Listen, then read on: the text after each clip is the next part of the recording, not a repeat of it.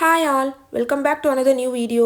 இந்த வீடியோவில் நீங்கள் எல்லாருமே வழக்கமாக என்கிட்ட கேட்குற ஸ்டடி பிளானை நான் எப்படி மேக் பண்ணுன்றதை டீட்டெயில்டாக சொல்லியிருக்கேன். இந்த வீடியோ உங்களுக்கு கண்டிப்பாக யூஸ்ஃபுல்லாக இருக்கும். இதை பார்த்துட்டு உங்களுடைய ஓன் ஸ்டடி பிளானை நீங்களே மேக் பண்ணிக்கலாம். வீடியோவை ஸ்கிப் பண்ணாமல் ஃபுல்லாக பாருங்கள். ஸ்டடி பிளான் மேக் பண்ணுறதுக்கு முன்னாடி நம்ம என்ன எக்ஸாமுக்கு படிக்க போகிறோமோ அந்த எக்ஸாமுடைய சிலபஸ் நம்ம கையில் இருக்கணும். சிலபஸ் நல்லா தெரிஞ்சால் தான் நம்மளால் ஸ்டடி பிளானே மேக் பண்ண முடியும். ஸோ என்னெல்லாம் கொடுத்துருக்காங்க, என்னென்ன டாபிக்ஸ்லாம் இருக்குன்றது நல்லா நம்ம ஒரு தடவை பார்க்கணும். டெய்லியுமே ஒரு 5 to 10 minutes டைம் ஸ்பெண்ட் பண்ணி சிலபஸில் என்னெல்லாம் இருக்குன்றத படிங்க. ஒரு கட்டத்துக்கு மேலே நமக்கு ஆட்டோமேட்டிக்காக அதுவே மெமரி ஆகிரும். ஏன்னா சிலபஸில் என்ன இருக்குன்னு தெரிஞ்சால் தான் நம்ம புக்கில் போய் அதை தேடி படிக்க முடியும். நீங்கள் ஆல்ரெடி ப்ரிப்பரேஷன் ஸ்டார்ட் பண்ணவங்களா இருந்தால் எதெல்லாம் முடிச்சிருக்கீங்களோ அதெல்லாம் மார்க் பண்ணிவிட்டு இன்னும் எதெல்லாம் முடிக்கணுன்றதையும் தனியாக நோட் பண்ணி வச்சுக்கோங்க. நியூவாக ஸ்டார்ட் பண்ணுறவங்க நீங்கள் எந்த ஆர்டர்லேருந்து போக போகிறீங்களோ அதை வந்து ஃபஸ்ட் டைம் ஆர்டராக மார்க் பண்ணி வச்சுக்கோங்க. சிலபஸ் அனலைஸ் பண்ணி முடிச்சதுக்கப்புறம் நம்ம நெக்ஸ்ட் பண்ண வேண்டியது மெட்டீரியல்ஸ் கலெக்ட் பண்ணுறது தான். இந்த எக்ஸாமுக்கு நமக்கு என்னெல்லாம் மெட்டீரியல்ஸ் தேவை, ப்ரீவியஸ் இயர் கொஷின் பேப்பர், நீங்கள் ஆல்ரெடி ப்ரிப்பேர் பண்ணிட்டு இருந்தீங்கன்னா அதுக்கான நோட்ஸ் எடுத்திருப்பீங்க. ஸோ அதுக்கப்புறம் நீங்கள் எந்த வீடியோ பார்த்து படிக்கணும்னு நினைக்கிறீங்களோ அதை கூட நீங்கள் ப்ரியராக பிளான் பண்ணிட்டீங்கன்னா உங்களுக்கு படிக்கும் போது டைம் வேஸ்ட் ஆகாது, ஈஸியாக இருக்கும். நம்ம சேனலில் இன்னுமே நிறைய பேர் சப்ஸ்கிரைப் பண்ணாமலே வீடியோ பார்த்துட்டு இருக்கீங்க. நீங்கள் சப்ஸ்கிரைப் பண்ணிட்டீங்கன்னா நான் போடுற வீடியோஸ் எல்லாமே இன்ஸ்டண்ட்டாக உங்களுக்கு நோட்டிஃபை ஆகும். இப்போ நம்மக்கிட்ட மெட்டீரியல்ஸ் எல்லாமே ரெடியாக இருக்குது. நெக்ஸ்ட் நம்ம என்ன பண்ணணும்னா, உங்களுக்கு ஒரு நாளைக்கு எவ்வளோ ஃப்ரீ டைம் இருக்கும், உங்களால் எவ்வளோ நேரம் படிக்க முடியுன்றதை அனலைஸ் பண்ணி அதை தனியாக எழுதுங்க. நீங்கள் ஹவுஸ் ஒய்ஃபாக இருக்கலாம், இல்லை ஃபுல் டைமாக படிக்கிறவங்களா இருக்கலாம், இல்லை ஒர்க் போய்கிட்டே படிக்கிறவங்களா இருக்கலாம். உங்களுக்கு எப்பப்போலாம் டைம் கிடைக்கும்ன்றத ஃபஸ்ட்டு நோட் பண்ணி நீங்கள் எழுதிக்கிட்டிங்கன்னா அதுக்கேற்ற மாதிரி பிளான் பண்ணுறதுக்கு ஈஸியாக இருக்கும். நீங்கள் எவ்வளோ நாளைக்கு ஸ்கெடியூல் போட போகிறீங்க, 1 டேக்கு போட போகிறீங்களா, ஒரு 1 வீக்கு போட போகிறீங்களா, இல்லை 1 மந்த்துக்கு போட போகிறீங்களான்றது உங்களுடைய சாய்ஸ் தான்.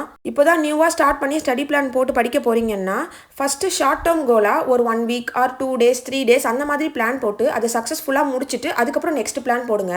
ஏன் அப்படி சொல்கிறேன்னா, நம்ம ஸ்டார்டிங்லேயே 30 days 60 days அந்த மாதிரி பிளான் பண்ணிவிட்டு நடுவில் நம்ம ஒரு 2-3 days பிரேக் விட்டுட்டு படிக்காமல் போயிட்டோம்னா நெக்ஸ்ட் எடுக்கும்போது ஐயோ நம்ம பிரேக் விட்டுட்டோமேன்னு சொல்லிட்டு அதுவே ஒரு டிமோட்டிவேட் ஆகிரும். அதனால் ஃபஸ்ட்டு பிகினராக இருக்கிறவங்க ஷார்ட் டேர்ம் கோல் வச்சு அதை முடிச்சுட்டு நெக்ஸ்ட்டு நீங்கள் போகும்போது இதை முடிச்சிட்டோம் நெக்ஸ்ட்டும் நம்ம முடிச்சிடலான்ற ஒரு கான்ஃபிடென்ஸ் வரும். இப்போ 1 டேயில் எவ்வளோ டைம் கிடைக்குன்றதை நம்ம நோட் பண்ணியாச்சு. நெக்ஸ்ட் நம்ம பண்ண வேண்டியது, இப்போ நான் வந்து ஏப்ரல் மந்த்துக்காக ஸ்கெடியூல் போட போகிறேன். அப்போ அந்த 1 மந்த்தில் எனக்கு வேறு என்னெல்லாம் பிளான்ஸ் இருக்குன்றதை ஃபஸ்ட்டு நோட் பண்ணணும். சில பிளான்ஸ் வந்து நமக்கு முன்னாடியே தெரியும் இல்லையா, இந்த டேட்டில் நம்ம கண்டிப்பாக படிக்க முடியாது, நம்ம வெளியே போயிடுவோன்னு. ஸோ அந்த டேட்டில் வந்து நம்ம கம்மியாக படிச்சிக்கலாம், இல்லைன்னா அதுக்கு முன்னாடி நாளோ அடுத்த நாளோ சேர்த்து படிக்கிற மாதிரி நம்ம வந்து பிளான் போட்டுக்கலாம். அதுக்காக இதை நோட் பண்ணி வைக்கிறது ரொம்ப இம்பார்ட்டன்ட். சம்டைம்ஸ் நமக்கு அன்எக்ஸ்பெக்டடாக வெளியே போகிற பிளான் வரும், ஆர் நம்ம சிக்காகலாம். அந்த மாதிரி இருக்கும்போது நம்ம பிளானில் நடுவில் 1 or 2 days நம்ம வந்து ரிவிஷன் நம்ம கேப் விட்டோம்னா அந்த ரிவிஷன் டைமில் நம்ம காம்பன்சேட் பண்ணி போர்ஷனை கம்ப்ளீட் பண்ணிக்கலாம். இதெல்லாம் பண்ணி முடிச்சதுக்கப்புறம் நம்ம என்ன படிக்க போகிறோமோ அதுக்கான வேர் டு ஸ்டடி, என்னென்ன லெசன்ஸ்லாம் இருக்குது, ஒரு யூனிட்லையும் என்னென்ன டாபிக்ஸ் கவர் ஆகுது, அதில் எது ஃபஸ்ட் ப்ரியாரிட்டி கொடுத்து படிக்கணும், அது எல்லாத்தையுமே நம்ம வந்து நோட் பண்ணி கலெக்ட் பண்ணி வச்சுக்கணும். நம்ம சேனல்லையே டீட்டெயில்டாக ஜிஎஸ் அண்ட் மேக்ஸுக்கு வேர் டு ஸ்டடி போட்டிருக்கேன். உங்களுக்கு தேவைன்னா அதை கூட நீங்கள் யூஸ் பண்ணிக்கோங்க. Group 4 வேர் டு ஸ்டடிக்கான பிளேலிஸ்ட் லிங்க் வந்து நம்மளுடைய வீடியோ டிஸ்கிரிப்ஷனில் இருக்கும், செக் பண்ணி பாருங்க. இப்போ நெக்ஸ்ட் என்ன பண்ணணும்னா, இந்த மந்த்க்கான டார்கெட் என்னென்ன யூனிட்ஸ்லாம் இந்த மந்த்ஸில் கவர் பண்ணலாம் நீங்கள் பிளான் பண்ணியிருக்கீங்களோ அது எல்லாத்தையுமே நோட் பண்ணி வச்சுக்கோங்க. இப்போ தான் ஃப்ரெஷ்ஷாக ஸ்டார்ட் பண்ணுறவங்க ஆர் பாதி ப்ராக்ரஸில் இருக்கிறவங்களா இருந்தீங்கன்னா இன்னும் அந்த யூனிட்டில் எவ்வளோ லெசன்ஸ்லாம் இருக்குது, இல்லைனா புதுசாக ஸ்டார்ட் பண்ண போகிறீங்கன்னா இதை முடிக்க எவ்வளோ நாள் ஆகுன்றதையும் சேர்த்து நோட் பண்ணி வச்சுக்கிட்டிங்கன்னா உங்களுக்கு பிளான் பண்ணும்போது ஈஸியாக இருக்கும். எக்ஸாமுக்கு மொத்தமாக எவ்வளோ டேஸ் இருக்குன்றதையும் மைண்டில் வச்சுக்கிட்டு அதுக்கேற்ற மாதிரி பிளான் போடுங்க. நம்மளுடைய ஸ்டடி பிளான் வந்து ரொம்ப ஸ்லோவாக இருந்துச்சுன்னா லாஸ்ட் டைமில் நம்ம ஹரிபரியாக ஃபுல்லாக முடிக்கிற மாதிரி இருக்கும். அந்த டைமில் நமக்கு ரொம்ப ப்ரெஷர் ஆகிரும். நிறைய பேர் நம்மளுடைய ஓல்டு வீடியோஸ் அந்த ஷார்ட்ஸில் நான் போடுற ஸ்டடி பிளான்லாம் பார்த்துட்டு அந்த பிளானர் எங்கே வாங்கினீங்கன்னு சொல்லி கேட்டிருந்தீங்க. அது எங்கேயும் வாங்கலை, நானே மேக் பண்ணது தான். இப்படி தான் நான் அந்த பிளானரை மேக் பண்ணுவேன். உங்களுக்கு எப்படி பிளானர் இருந்தால் பிடிக்கும்னு நினைக்கிறீங்களோ அதை மாதிரி கூட நீங்கள் மேக் பண்ணிக்கலாம். நான் எப்போவுமே இந்த மாதிரி தான் மேக் பண்ணுவேன்றதுனால அதே தான் உங்களுக்கு காமிச்சிருக்கேன்.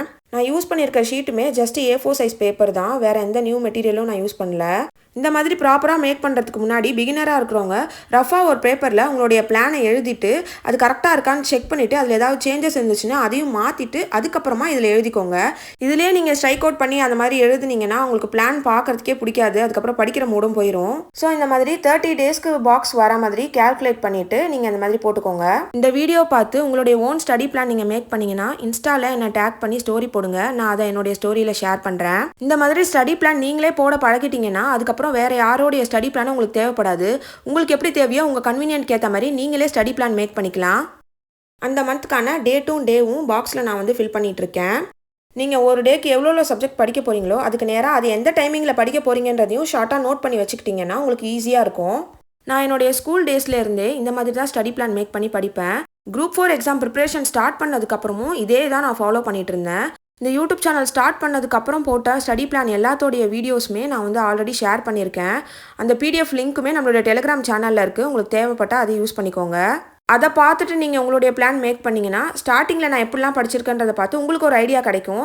அதை ரெஃபர் பண்ணி உங்களுக்கு பிளான் போடுறதுக்கும் ஈஸியாக இருக்கும். இப்போ நான் எல்லா சப்ஜெக்ட்டுமே ஃபுல் ரிவிஷன் பண்ணுறதுனால மேலோட்டமாக ரிவிஷன் மட்டும்தான் எழுதியிருக்கேன். நீங்கள் புதுசாக படிக்கிறவங்களா இருந்தீங்கன்னா என்ன லெசன் படிக்க போகிறீங்களோ அது எந்த புக்கில் எத்தனாவது லெசனாக இருக்குன்றதை மட்டும் நோட் பண்ணிக்கிட்டிங்கன்னா டக்குன்னு எடுத்து பார்க்குறதுக்கு ஈஸியாக இருக்கும். நடுவில் எனக்கு வெளியே போகிற பிளான்ஸ் இருக்க டேட்டில் மட்டும் கொஞ்சம் கம்மியான போர்ஷன்ஸ் வந்து நான் பிளான் பண்ணியிருப்பேன். இந்த மந்த் எண்டு வரைக்கும் நான் எப்படி பிளான் பண்ணியிருக்கேன்றதை பாருங்கள். இந்த பிளானோடைய கிளியர் ஃபோட்டோ உங்களுக்கு வேணுமான்றதையும் கமெண்ட்டில் சொல்லுங்கள். உங்களுக்கு வேணும்னா அதை என் டெலிகிராம் குரூப்பில் ஷேர் பண்ணுறேன். அதை பார்த்து நீங்கள் யூஸ் பண்ணிக்கலாம்.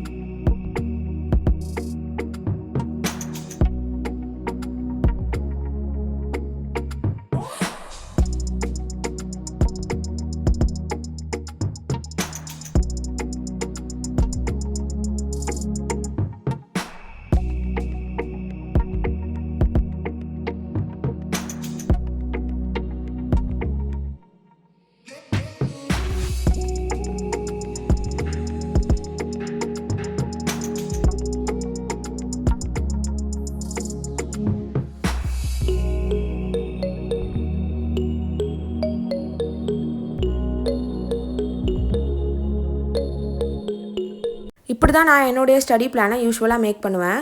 இந்த வீடியோ உங்களுக்கு யூஸ்ஃபுல்லாக இருந்துச்சுன்னா இந்த வீடியோக்கு ஒரு லைக் கொடுத்துட்டு டிஎன்பிஎஸ்சி படிக்கிற உங்களுடைய ஃப்ரெண்ட்ஸ்க்கும் ஷேர் பண்ணிடுங்க. இந்த வீடியோ ஃபுல்லாக பார்த்ததுக்கு ரொம்ப நன்றி. தேங்க்யூ ஸோ மச் ஃபார் வாட்சிங். Bye bye.